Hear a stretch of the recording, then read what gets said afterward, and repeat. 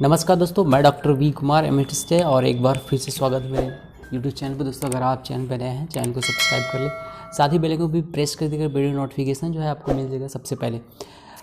जैसा कि आप थंबनेल देखिए समझ में आ गया होगा आपके, आज हम बात करने वाले हैं बार बार सर्दी जुकाम होना। ठीक, इसके कारण, लक्षण, परहेज सब जानेंगे, प्रिवेंशन से लेकर क्योर तक।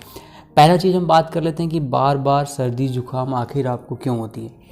इसका देखिए, मैं आपको पूरा बायोलॉजी तो नहीं पढ़ा सकता हूँ, लेकिन हाँ एक ऊपर से मैं बात बताऊँगा जो कि आप समझ जाओगे। ठीक है, क्योंकि इसके लिए बहुत लंबी बातें करनी होती हैं और आप लोगों के पास मालूम है मुझे कि इतना कि नॉलेजेबल वीडियो के लिए लोगों के पास समय नहीं होता है। हाँ, वो इंस्टाग्राम पे चलता है ना स्वाइप, उनके लिए तो बहुत समय लोगों के पास होता है और हमारे ऑडियंस तो अच्छे हैं मुझे मालूम है, लेकिन फिर भी समय देना कम चाहते हैं, तो इसके लिए मैं आगे चलता हूँ। उससे पहले आप वीडियो लाइक कर लीजिएगा, हो सके तो शेयर ज़रूर करिएगा, ये तो एकदम डेफिनेटली। पहला है पीएच मान। देखिए पीएच मान क्या होता है। बॉडी में एक ऐसी सिस्टम बनाई गई है जो आपके शरीर का हर पार्ट को ना टेम्परेचर को रेगुलेट करता है।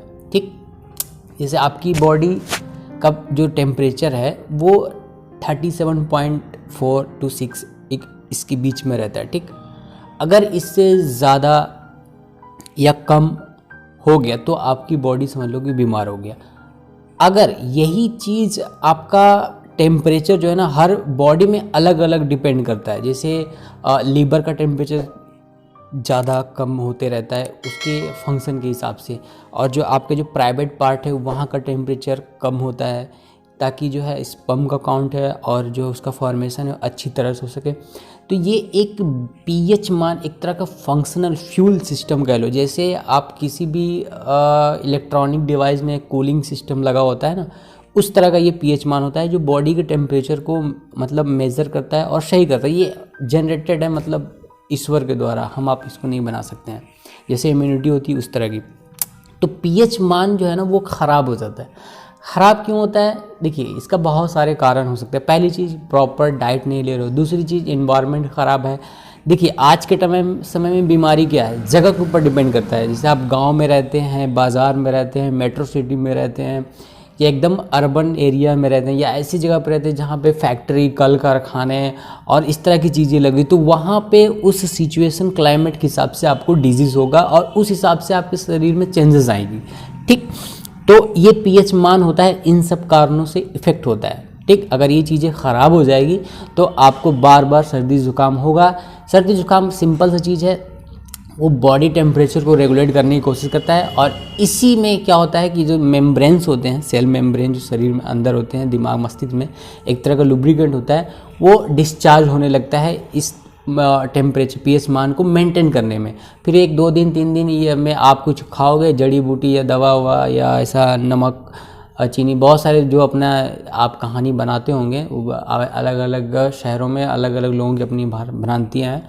इस चीज़ पे मैं नहीं कहूँगा कि आप क्या खाते हैं क्या नहीं खाते हैं, लेकिन ये जब आप करते हैं ट्रायल और कुछ रेस्ट देते हैं बॉडी को तो वो ठीक हो जाता है, लेकिन फिर वापस वो उसी तरह का हो जाता है। तो ये पहली चीज़ है।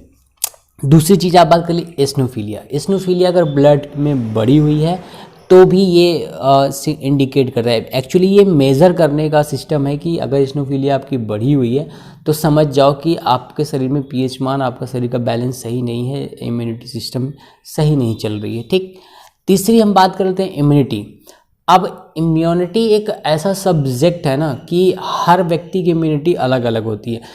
इम्यूनिटी आपके डाइट प्लान और जहाँ आप रहते हो उस हिसाब से, और तीसरी जो है आपके मेंटली, इन सब चीज़ों पे भी डिपेंड करती है। ठीक, तो अगर इतनी सारी चीज़ें अगर आप बैलेंस नहीं करोगे, नहीं कर सकते हो, तब ये इम्यूनिटी घटेगी, तब आपका जो है बार बार सर्दी जुकाम वाली समस्या हो सकती है। तो इसके लिए जीवन में पहली चीज़ तो आप देखिए सही ढंग से जीना और सही डाइट प्लान रहना, एक व्यवस्थित रूप से चलना बहुत ज़रूरी है। तो बहुत सारे लोग क्या 90% लोग ये चीज़ को नहीं कर पाते, इसलिए आजकल इतनी ज़्यादा बीमारियां जो है फैली पड़ी है।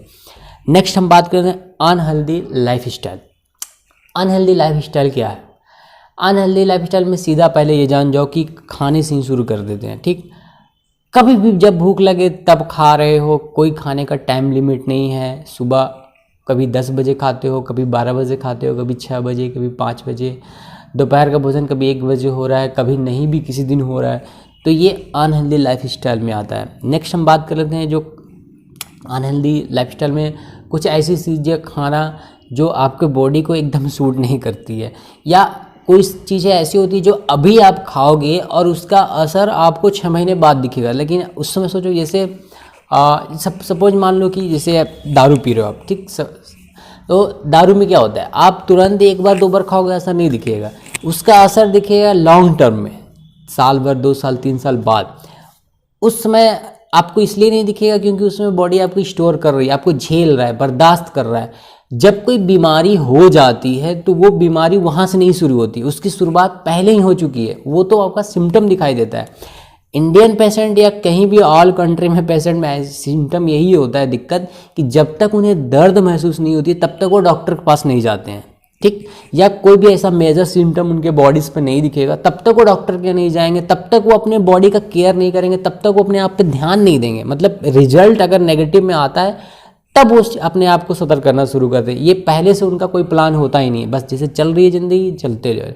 तो ये भी आपकी गलती है, ठीक। कुछ चीज़ें अजीब लगेगा, लेकिन मैं यहाँ कोई महात्मा बुद्ध नहीं बैठा हूँ जो आपको सही सही ज्ञान दूंगा, ठीक है। जो चीज़ें जीवन में चल रही है, जो लोग कर रहे हैं, ये मुझसे छुपा नहीं है ना आपसे छुपा है, सब जानते हैं, ठीक। डेटा, जैसे डेटा क्या होता है, डेटा में अभी इतने जो पेटियाँ की पेटियाँ दारू बियर बिक रही है, तो हम डेटा वो नहीं देखते हैं कि वो बिक कहाँ रही है, कौन पी रहा है ये देखिए आप, ठीक। इतने तंबाकू सिगरेट और दारू बिक रहे हैं, तो वो मैं ये नहीं देखता हूँ कि वो कहाँ जा रहा है, वो कंज्यूम कौन कर रहा है, मुझे ये मालूम है। तो जो पढ़ा लिखा इंसान है उनको अच्छे से मालूम है कि क्या है डेटा सिस्टम। तो डेटा सिस्टम आज के टाइम में ऑनलाइन ज़माने में सबके पास है, सबको मालूम है कहाँ क्या चीज़ें बिक रही है, कहाँ क्या हो रहा है, ठीक। नेक्स्ट हम बात कर लेते हैं इसमें परहेज।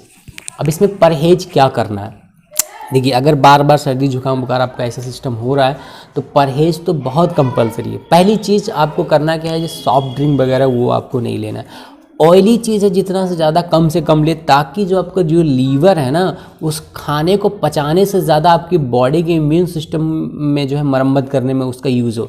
पता चले आप इतना ऑयली चीज़ खा लो, फैटी चीज़ खा लो कि लीवर को अपनी शरीर की मरम्मत करने की जगह पहले उसी को पीसना पड़ेगा। भैया इसको पहले आप सही से पकाओ, तब जाकर डाइजेशन सही होगा, ठीक। तो मेडिकल भाषा समझने से कुछ नहीं होगा। Any medication can cure illness, not the mistake you make.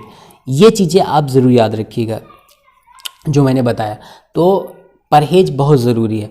खासकर देखिए हर बॉडी की अपनी अपनी जो है क्षमता होती है चीज़ों को खाने की, पचाने की, और उसका रिएक्शन भी उसके बॉडी पे उसी तरह का होता है।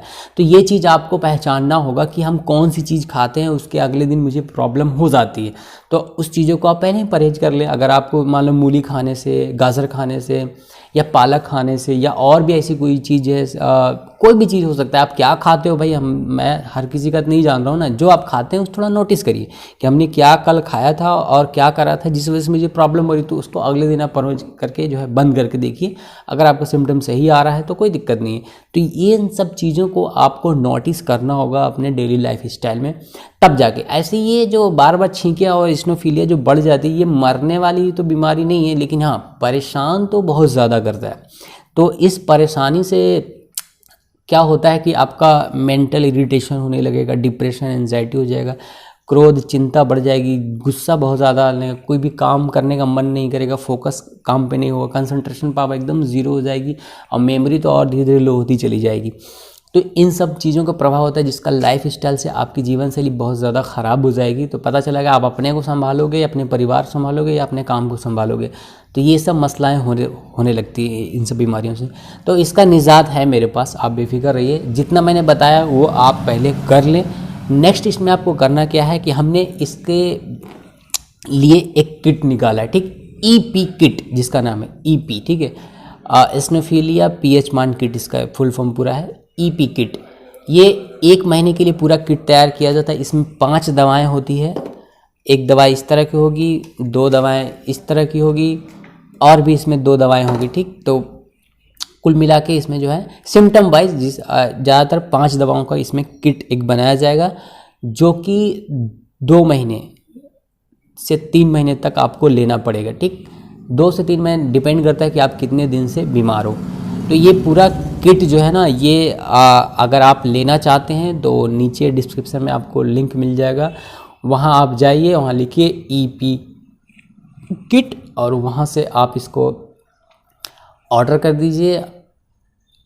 840 रुपये एक महीने की दवा का ये किट का प्राइस है। एक महीने की प्राइस होती है, पूरी दवा रहेगी, ठीक।